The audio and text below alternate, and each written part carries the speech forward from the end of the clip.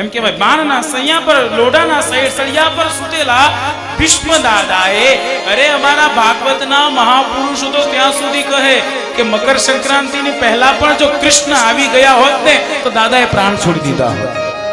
એ તો કૃષ્ણના આગમનની રાહ જોતા હતા કે ક્યારે મારો કૃષ્ણ આવે, કબ મિલ હું કબ ભેટ હું પૂરણ પરમાનંદ. ભીષ્મ દાદા પાસે પ્રભુ આવ્યા. પ્રભુએ કીધું કે દાદા તમારી ઈચ્છા.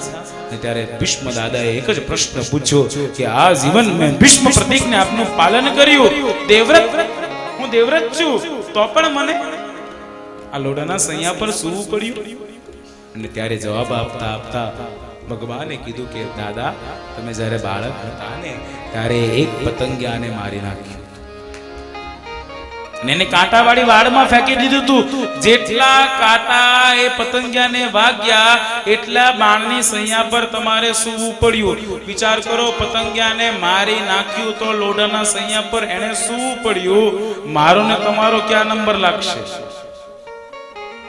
આપણે તો સવારમાં ઉઠતાની સાથે જ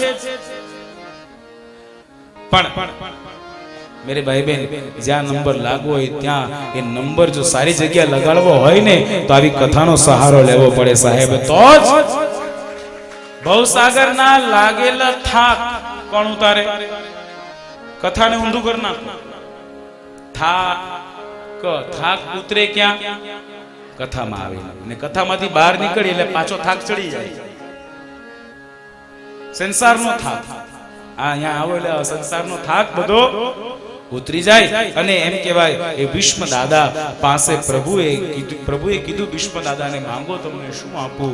અને તમારા આશીર્વાદની ઈચ્છા હતી, આશીર્વાદની ઈચ્છા મારી પૂર્ણ થઈ, પણ હે પ્રભુ મને તમારી સ્તુતિ કરવાની ઈચ્છા છે. અને ભીષ્મ દાદા પ્રભુની સ્તુતિ કરી રહ્યા છે. આવો આપણે પણ એક બે શ્લોકો લઈએ અને આજની એ કથાને આપણે અહીંયા વિરામ આપીશું. બડે ભાવથી બડા પ્રેમથી આવો ભીષ્મ દાદાની એ પોતાના આજના જ દિવસે છે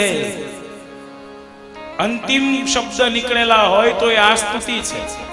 એટલે ઓમ નમો ભગવતે વાસુદેવાય મંત્ર બોલી પોતાના પિતૃને પણ યાદ કરી અને એને પણ મુક્તિની આજે એમ કહેવાય એને મુક્ત થવાય. જે વ્યક્તિ આજે મને બધા કહેતા હતા ઘણા બધા કે આજે પોતીજીના દર્શન કરવા છે, જેને પણ કરવા હોય કથા પતે પછી ઝડપથી કરજો, કારણ કે આજે પુણ્યકાળ છે. આજે આપેલું 1 રૂપિયો પણ તમને સહસ્ત્ર ગણું પુણ્ય કરીને મારો ભગવાન આપે છે. ને એક વખત કથા સાંભળો તો 1000 વખત કથા સાંભળ્યું હોય એવું પુણ્ય મળે.